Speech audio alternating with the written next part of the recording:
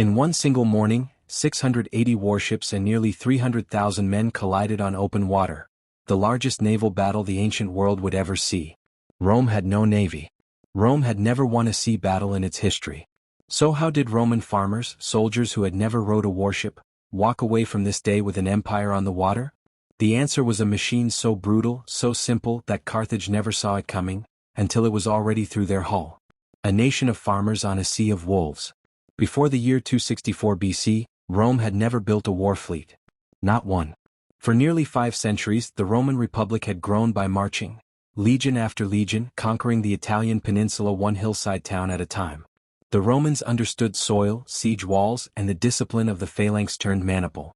But the sea was foreign to them. The sea belonged to someone else. It belonged to Carthage. Across the water in North Africa, Carthage had ruled the western Mediterranean for over 300 years. Founded by Phoenician traders, the city had grown into the wealthiest naval power on earth. Its harbors held warships built by craftsmen whose families had built ships for generations. Its captains had grown up on deck, not on horseback. Where Rome measured strength in legions, Carthage measured it in hulls. Hundreds of them, fast, sleek quinquiremes rowed by trained oarsmen who could outmaneuver anything Rome could hope to build. When the First Punic War broke out in 264 BC over control of Sicily, Rome quickly discovered a humiliating truth. They could win every land battle and still lose the war, because Carthage could simply sail around them, resupply at will, and strike the Italian coast whenever it pleased. A war fought only on land was a war Rome could never actually finish. So the Senate made a decision that, on paper, looked suicidal. Rome would build a navy from nothing, and use it to fight the greatest sea power in the world. The machine that changed the rules. According to the historian Polybius, the spark came from an unlikely source. A wrecked Carthaginian warship that ran aground on the Italian coast. Roman engineers dragged the hull ashore and studied it board by board, copying its design to build their own quinquiremes almost from scratch. Within roughly 60 days, legend claims Rome had timber in the water. But copying a hull wasn't enough. A crew of farmers turned oarsmen could never outrow a Carthaginian navy that had trained for generations. If Rome tried to fight a sea battle the way Carthage fought sea battles, ramming, circling, outmaneuvering, Rome would lose every time. So Roman engineers asked a different question entirely: what if we don't fight a sea battle at all? What if we turn every sea battle into a land battle? The answer was the corvus, Latin for the raven, or the crow. It was a boarding bridge roughly 11 meters long and just over a meter wide, mounted upright on a pivoting pole at the bow of the ship, like a raised drawbridge. A pulley system let the crew hoist it skyward until it stood almost vertical, and at its tip hung a heavy iron spike shaped like a bird's beak, the reason for its name. When a Roman ship closed on an enemy vessel, the crew released the rope. The corvus dropped, gravity doing the work no oarsman could, and the iron beak punched down through the enemy's deck planking, locking the two ships together like a nail through wood. There was no more room to maneuver. No more room to ram. No more room to run.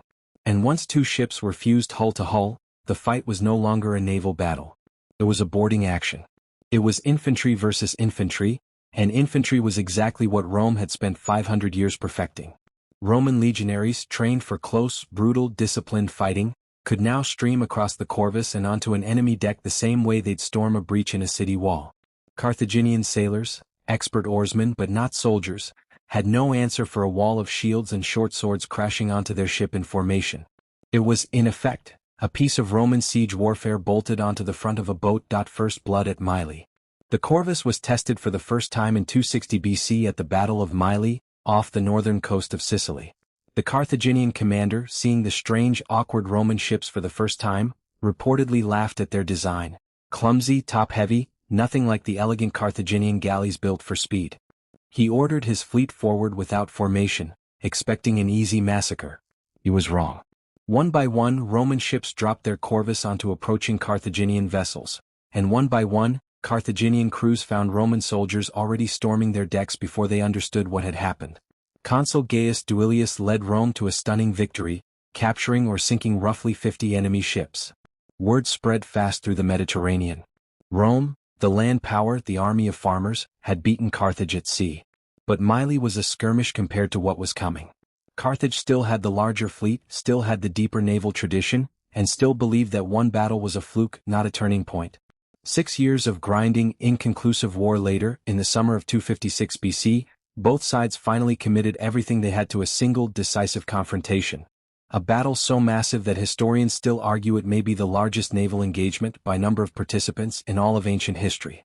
The plan to invade Africa. By 256 BC, Rome had grown ambitious. Sicily was no longer enough. The Senate approved a bold strategy: assemble the largest fleet Rome had ever built, sail south and invade Carthage itself, strike the enemy capital on its own soil in North Africa and end the war at its source. The consuls Marcus Attilius Regulus and Lucius Manlius Vulso Longus were given joint command of the invasion fleet. Roman sources describe an armada of roughly 330 warships, each a quinquereme fitted with the corvus, escorting transport vessels that carried close to 26,000 hand-picked legionaries, an entire invasion army floating. Carthage could not allow this fleet to reach African shores. If Roman legions landed near Carthage itself, the war was effectively lost. So Carthage assembled its own response, roughly 350 warships under the joint command of Hanno and Hamilcar, carrying somewhere near 150,000 men between sailors, oarsmen, and marines when combined with the Roman numbers on the water that day. 2 fleets. Nearly 700 ships. Close to 300,000 men.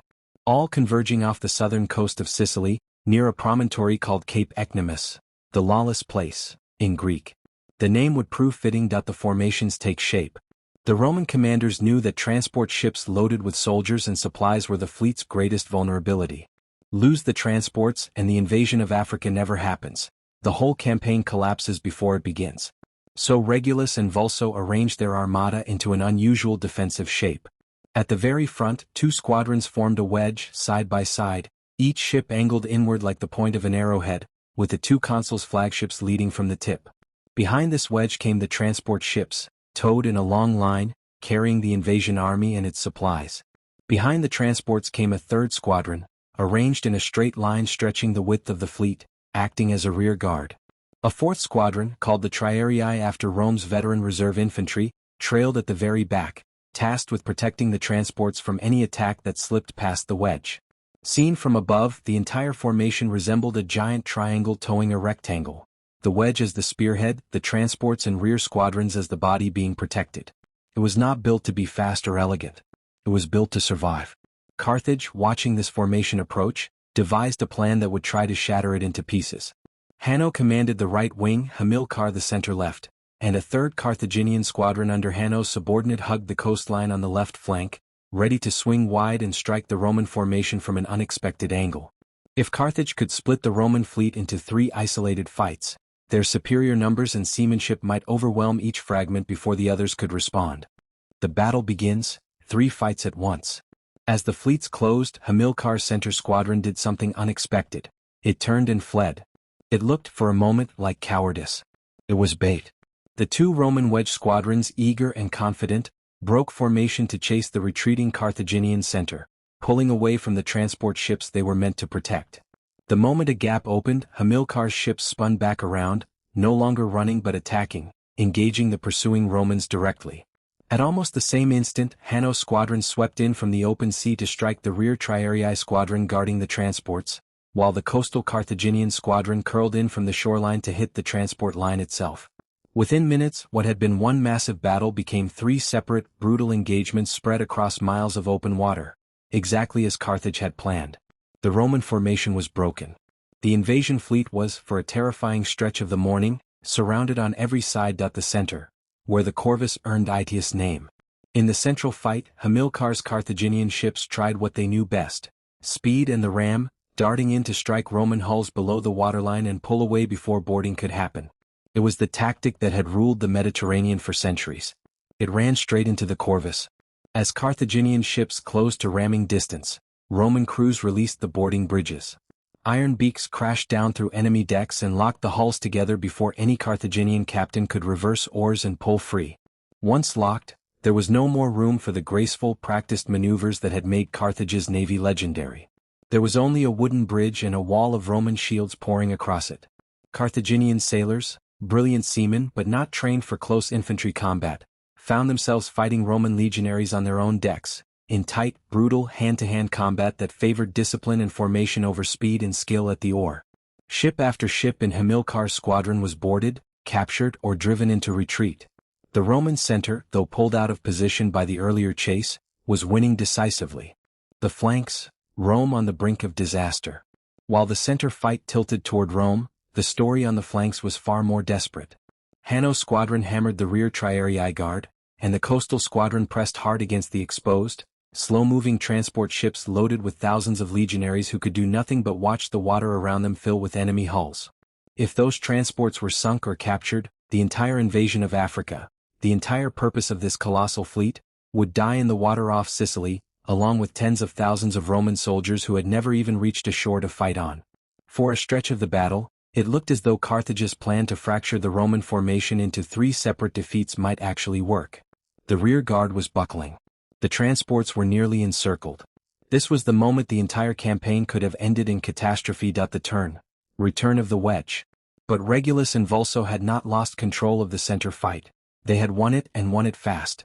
Once Hamilcar's squadron broke and scattered, the 2 consuls did not pause to celebrate. They regrouped their wedge squadrons and turned back toward the sound of the fighting behind them, racing to relieve their own trapped comrades. The Roman fleet arrived at the rear guard first, catching Hanno's squadron between 2 Roman forces at once, the battered but still fighting Triarii ahead of them, and the returning wedge squadron closing from behind. Trapped in the same pincer they had tried to spring on Rome, Hanno's ships broke and fled toward open water. With the rear guard saved, the Roman wedge squadrons pressed on toward the coast, where the transports were still under heavy pressure from the coastal Carthaginian squadron. Those Carthaginian ships, seeing the tide of the battle turning decisively against them and now facing the same encirclement that had nearly claimed the Roman transports, tried to escape along the shoreline, only to find themselves boxed against the coast itself with nowhere left to run. Many were driven aground or forced to surrender. By the time the fighting ended, what had begun as 3 desperate separate battles had resolved into a single overwhelming Roman victory. The reckoning. The numbers, as recorded by ancient historians, were staggering. Carthage lost roughly 30 ships sunk outright and 64 more captured intact. Nearly a third of its entire fleet, either destroyed or now flying under Roman crews.